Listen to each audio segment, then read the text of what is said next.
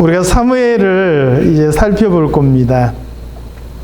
사무엘은 하나님의 전에 바쳐지고 난 다음에 어렸을 때부터 에봇을 입고 성전에서 섬기게 됐습니다. 2장에서 보면 엘리의 두 아들들을 그 악행을 고발하기 전에 사무엘에 대해서 잠깐 설명하고 있는 게 언급이 되어 있습니다. 그 아이는 제사장 엘리 앞에서 여호와를 섬기니라. 엘리의 두 아들들의 악행을 고발한 이후에도 사무엘은 어렸을 때 세마포 에봇을 입고 여호와 앞에서 섬겼더라. 대조적인 모습을 우리에게 소개합니다. 심지어는 2장 25절에서 여호와께서 그들의 두 아들들을 죽이기로 뜻하셨다 이렇게 말씀하셔 놓고 바로 이어지는 26절에서는 뭐라고 말씀하냐? 아이 사무엘이 점점 자라매 여호와와 사람들에게 은총을 더욱 받더라 이렇게 말씀하죠. 제사장의 아들들로서 성전에서 어렸을 때부터 자라왔던 엘리의 두 아들들, 불량해서 하나님을 모른다고 선언됐죠.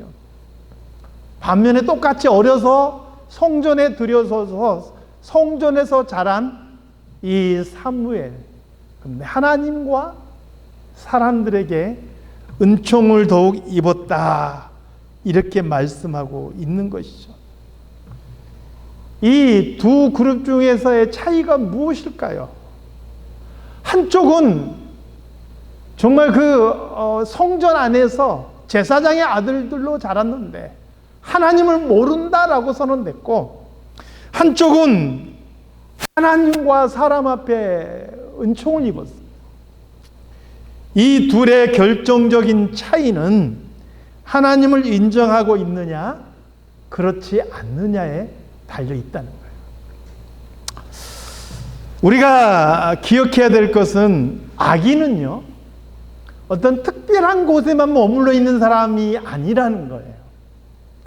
시편 4절 말씀에 보니까 악인은 그의 교만한 얼굴로 말하기를 여호와께서 이를 감찰하지 아니하신다 하며 그의 모든 사상에 하나님이 없다 하나이다 이렇게 말씀해요.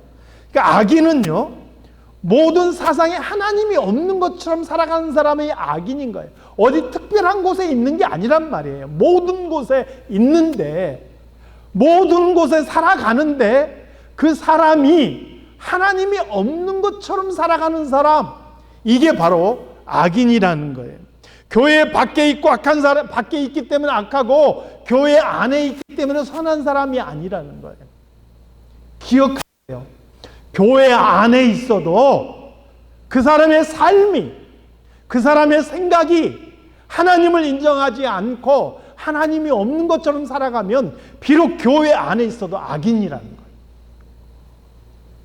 교회를 오랫동안 다니고 심지어 어렸을 때부터 교회를 다녔어도 그가 하나님을 인정하지 않으면 악한 사람인 거예요.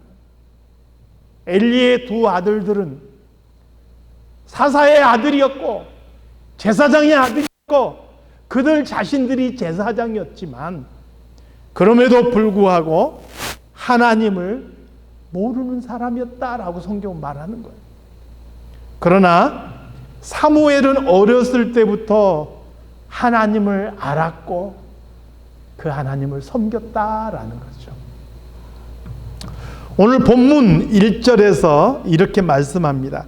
우리 한번 본문 1절 다 같이 한번 읽을까요?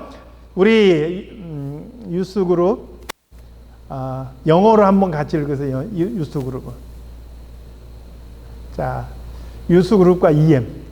자, 다 같이 한번 영어로 읽어보세요. 자, 시작.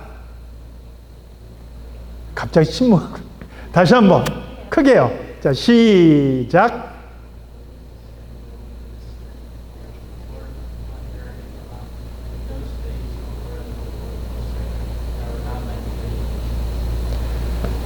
나도 이게 나이가 들어간지 잘 안 들리니. 자, 우리 한번 다 같이 1절 말씀 읽을까요? 시작. 아이 사무엘이 엘리 앞에서 여호와를 섬길 때에는 여호와의 말씀이 희귀하여 이상이 흔히 보이지 않더라. 이 말씀하고요 2절과 3절을 비교해 보는 것은 굉장히 중요해요. 먼저 한번 2절과 비교를 해보겠습니다. 2절의 말씀 한번 우리 함께 같이 읽겠습니다. 시작. 엘리의 눈이 점점 어두워 가서 잘 보지 못한 그때 그가 자기 처소에 누웠고. 하나님의 계시가 끊어지고 선지자들이 하나님의 음성을 듣지 못하는 시대를 우리는 신학적으로 암흑기다라는 말을 많이 써요. 그래서 말라기 선지자 이후로 세례 요한 때까지 약 400여 년 동안 하나님께서 선지자도 보내지 않으시고 아무런 계시의 말씀도 보내지 않았던 그 시기를 우리는 여러 가지 이름으로 불러요. 중간기라고 부르기도 하고 또 마카비 시대라고 부르기도 하지만 한편에서는 그 시기를 계시가 끊어진 시기라 그래서 암흑기다라고 그렇게 말하고 있는 거예요. 그런데 엘리 사사가 다스리는 이 시대는 하나님의 말씀이 희귀하고 이상이 흔히 보이지 않아서 하나님께서 그 시대를 향하여서 말씀하지 않으시는 침묵 시대였다. 그러므로 이 시대는 신앙적으로는 큰 위기의 시대다, 이렇게 볼 수가 있는 것이죠. 그리고 하나님의 침묵은 그 시대를 향한 경고이기도 한 거예요.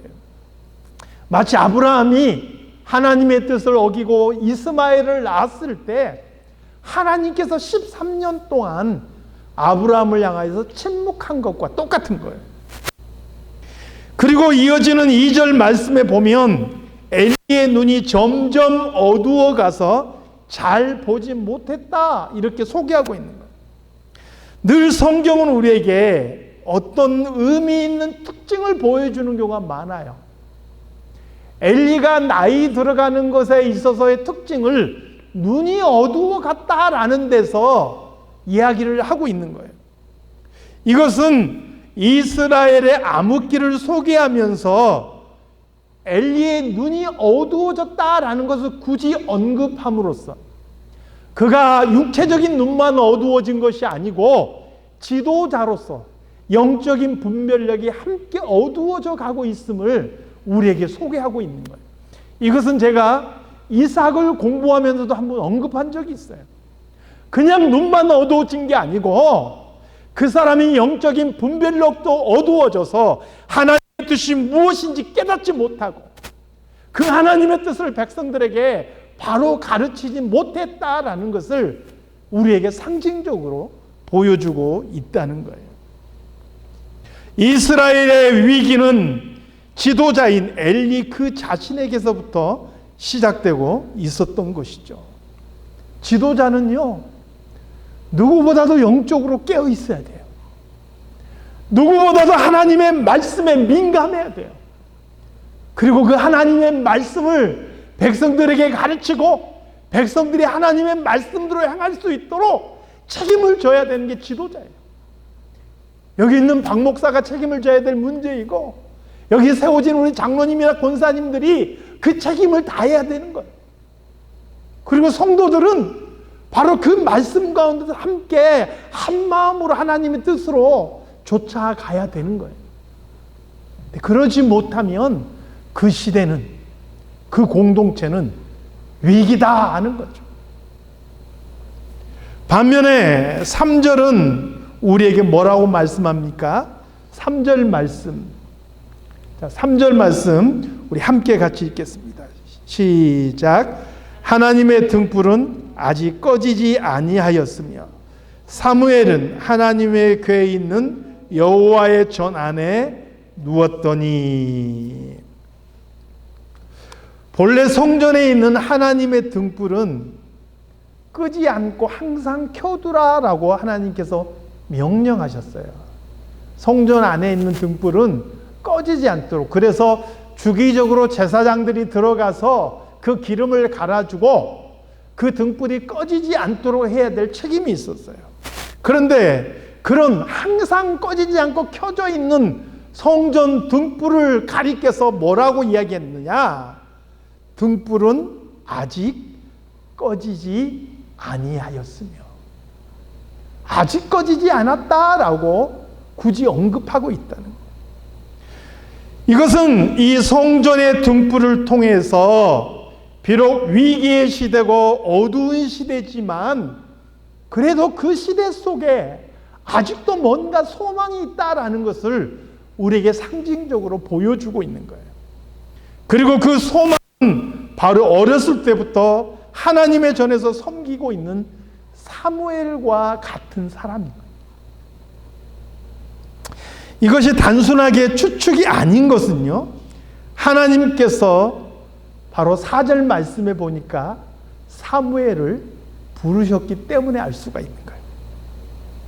당시의 사사이자 제사장이며 이스라엘의 지도자였던 사람은 엘리입니다. 그러므로 하나님께서 하나님의 뜻을 보이시려면 누구를 불렀어야 돼요? 엘리를 불렀어야 돼요. 그런데 엘리는 이미 분별력을 잃어버렸어요. 하나님의 음성을 듣지 못해요. 그러나 하나님께서는 그 마음이 깨끗하고 하나님을 경외하는 어린 사람이지만 사무엘을 부르신 거예요. 저는 이 모습을 보면서 하나님께서 사람을 사용하시는 것은 그 사람의 나이나 그 사람의 경험이나 그 사람의 죄를 통해서가 아니라는 것을 다시 한번 깨닫게 돼요. 누구든지 하나님을 경외하는 자는 하나님께서 부르시고 그 사람을 사용하신 줄로 믿습니다. 우리 일수가 아직 어린 사람이라 할지라도 내 마음이 하나님을 사랑하면 하나님께서 사랑하시고 하나님의 뜻을 위해서 부르실 줄로 믿어요. 내가 나이 80인데 내가 뭐 하겠어요? 이렇게 말할 사람이 있을지 모르겠어요. 절대 그렇지 않습니다. 내가 진심으로 하나님을 경외하고 그분을 섬길 때 하나님께서 나를 어떻게 쓰실지는 모르는 것. 모세는 나이 80세 인생의 황혼기였지만 하나님께서 그를 붙잡으시고 그를 하나님의 구원의 역사를 위해서 쓰시는 것을 보게 되는 거예요.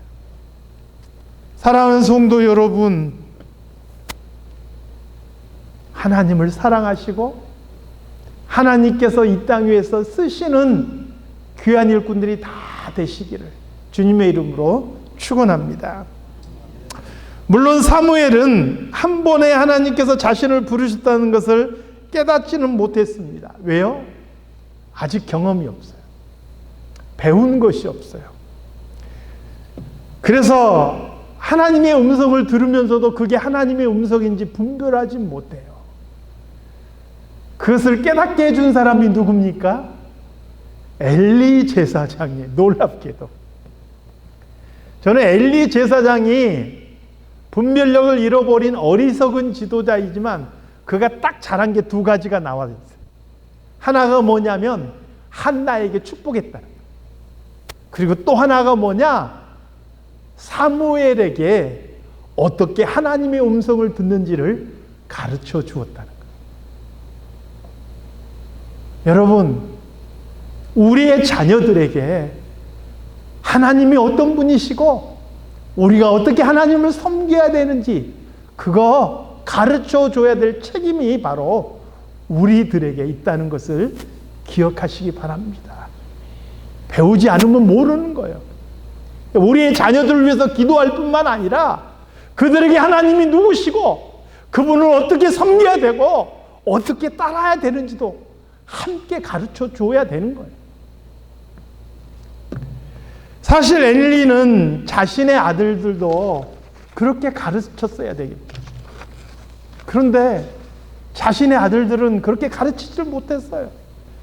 나중에 엘리가 느지막하게 나이 들어서 아들들에게 훈계했지만 듣지 않죠. 자기 아들들에게 하지 못했던 그 가르침을 이제 어린 사무엘에게 베풀어 주고 있는 것이죠. 저는 이 자리에 있는 우리 자녀들이 바로 이 시대에 사무엘 같은 사람들이 다 될 수 있기를 바랍니다. 어렸을 때 자라면서부터 하나님을 알고 진심으로 하나님을 인정하고 하나님을 사랑하는 사람들이 되기를 바라요. 그래서 하나님께서 이 땅 위에서 하나님의 뜻을 위해서 아름답게 귀하게 사무엘처럼 쓰는 그런 사람들이 다 될 수 있기를 바랍니다. 이 시대의 사무엘들이 되기를 바라요. 반면에 이것을 위해서 우리 교회는 하나된 마음을 가지고 우리 자녀들을 위해서 기도해야 될 거예요. 적어도 우리들이 엘리 같은 사람들이 돼서는 안 될 거 아니에요. 이 시대에 우리가 엘리 같은 사람이 돼서 우리 후대들에게 하나님을 알려주지도 못하고 후대들이 정말 신앙에서 떠난 그런 모습을 가지면 안 되지 않나요? 그러므로 우리가 엘리 같은 사람이 되지 않고 우리 후대들에게 우리 자녀들에게 신앙의 모범을 보인다는 것도 정말 중요한 거예요. 그래서 저는 우리 사랑 장로교회 품 안에서 하나님께서 이 땅 위에서 쓰시는 아름다운 사무엘과 같은 귀한 일꾼들이 일어날 수 있기를 진심으로 축원합니다. 기도하겠습니다. 하나님 아버지,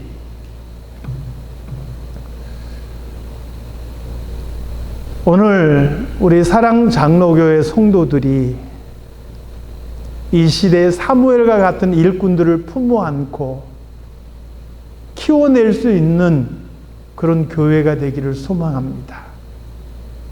우리의 품 안에서 어렸을 때부터 하나님을 알고 하나님을 경외하며 하나님을 쫓아서 섬길 수 있는 귀한 우리의 자녀들이 다 될 수 있게 도와주시옵소서.